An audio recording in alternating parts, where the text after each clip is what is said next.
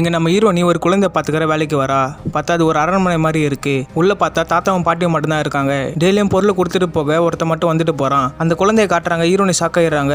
பார்த்தா அந்த இடத்துல குழந்தை இல்ல, ஒரு பொம்மை மட்டும் தான் இருக்கு. அது எங்களோட பையன் சொல்லி இன்ட்ரோடியூஸ் பண்றாங்க. அந்த பாட்டியும் குழந்தை எப்படி பாத்துக்கணும்னு சொல்லி ரூல்ஸ் சொல்றாங்க. நைட் டைம்ல பாட்டு போட்டு தான் தூங்க வைக்கணும். தூங்க போகும்போது குட் நைட் சொல்லி கிஸ் கொடுக்கணும். கெஸ்ட் யாரும் இங்க வந்து தங்கக்கூடாது. ஃப்ரிட்ஜில் எப்பவுமே சாப்பாடு இருக்கணும்னு சொல்லி நிறைய ரூல்ஸ் போடுறாங்க. இவ்வளவு ரூல்ஸ் போடவும் பொம்மையை பார்த்து இவளுக்கு ரொம்ப பயமா இருக்கு. ரெண்டு பேரும் பைத்தியமா இருப்பாங்கன்னு யோசிக்கிறான். என்னன்னா இவன் வந்த கொஞ்ச நேரத்தில் இவ ஷூ காணாம போயிருக்கு.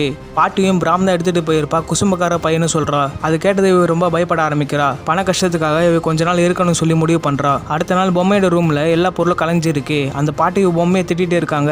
இதை பார்த்ததும் இவ கன்ஃபார்மே பண்ணிடுறா. இவ பயத்தை அதிகமாக்குற மாதிரியே ரெண்டு பேரும் ஊருக்கு போறாங்க. வெளியூர்ல இருந்து வேற கொஞ்ச நாள் ஆகணும்னு சொல்றாரு. ரூல்ஸை ஃபாலோ பண்ணனா நல்ல பையனா இருப்பான். ரூல்ஸை ஃபாலோ பண்ணலன்னா ஏதோ சொல்ல வந்துட்டு சொல்லாம போயிடுறாரு. இவங்க போனதும் பொம்மைக்கு எதுக்கு ரூல்ஸை ஃபாலோ பண்ணணும்னு சொல்லி ரூல்ஸை ஃபாலோ பண்ணாம இருக்கா. அடுத்த நாள் பொருள் கொடுக்க வந்தவங்க கிட்ட என்னாச்சுன்னு கேக்குறாங்க. இவங்க பையன் ஃபயர் ஆக்சிடென்ட்ல இறந்து போயிட்டான். அதனாலதான் இந்த பொம்மையை இவங்க பையனை நினைச்சுக்கிறாங்க. அவங்க ஊருக்கு போயிட்டு வர சொன்ன ரெண்டு பேரும் அவங்க பாக்கெட்ல கல்லை வச்சுட்டு லேக்குள்ள குதிச்சு இறந்து போயிடுறாங்க. அதுக்கு முன்னாடி அவங்க பையனுக்கு ஒரு லெட்டர் எழுதி வச்சுட்டு போஸ்ட் பண்ணிட்டு போறாங்க.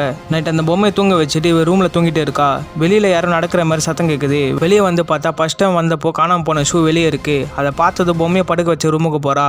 பார்த்தா படுக்க வச்சிருந்த பொம்மை உட்காந்துட்டு இருக்கு. பக்கத்துல ரூல் பேப்பரும் இருக்கு. ரொம்ப பயந்து போய் ரூமுக்குள்ள வந்து டோரை க்ளோஸ் பண்ணிக்கிறா. வெளியே ஒரு சின்ன பையன் சத்தம் கேக்குது. நான் இனிமேல் நல்ல பையனா இருப்பேன் ப்ராமிஸ்னு சொல்லி இந்த உன் ஃபேவரட் ஃபுட் சொல்லி வெளியே அதை வச்சுட்டு போகுது. டோரை திறந்து பாக்குறா. பார்த்தா ஹீரோனு சாப்பிட்ற பிரெட்டும் ஜாமும் தான் வச்சுட்டு போயிருக்கு. அதை பார்த்தது பயமும் கொஞ்சம் குறைய ஆரம்பிக்குது. இறந்து போன குழந்தையோட ஆவிதான் இந்த பொம்மையில இருக்கு சொல்லி நம்ப ஆரம்பிக்கிறா. இவளும் ரூல்ஸை கரெக்டாக ஃபாலோ பண்றா. இவ பாய் ஃப்ரெண்ட் இங்க வந்திருப்பா. ஹீரோனி பாய் ஃப்ரெண்டு கிட்ட சண்டை போட்டு சொல்லாம கொள்ளாம இங்க வந்திருப்பா. பாய் ஃப்ரெண்டும் இந்த பொம்மையை பார்த்துக்கதான் என்கிட்ட போய் சொல்லி இங்க வந்து ஒளிஞ்சிருக்கே கேட்கறான். அந்த பாய் ஃப்ரெண்டு அங்கேயே தங்கிடுறான். இவளும் பொம்மையை தூங்க வச்சுட்டு அவளும் அங்கேயே தூங்கிடுறா. பாய் ஃப்ரெண்டு மேல ரத்தம் சொட்டுது. எழுந்து பார்த்து கத்த ஆரம்பிக்கிறான். ஹீரோனி எழுந்து பார்க்கறா. அந்த பொம்மையை காணும். உடனே பாய் ஃப்ரெண்டை வந்து பார்க்கறான். இவன் எதிர்க்கதான் அந்த பொம்மையும் இருக்கு. செத்து போன எலிலாம் இவன் பேக்ல தான் வச்சிருக்கு. விண்டோல பாத்தீங்கன்னா கெட் அவுட்னு எழுதி இருக்கு. அதை பார்த்தது பொம்மையை பார்த்து எதுக்காக இப்படி பண்ணன்னு கேட்கறா. பாய் ஃப்ரெண்டும் கோவப்பட்டு கத்த ஆரம்பிக்கிறா. பொருள் கொடுக்குறவனு அங்க வந்துடுறான்.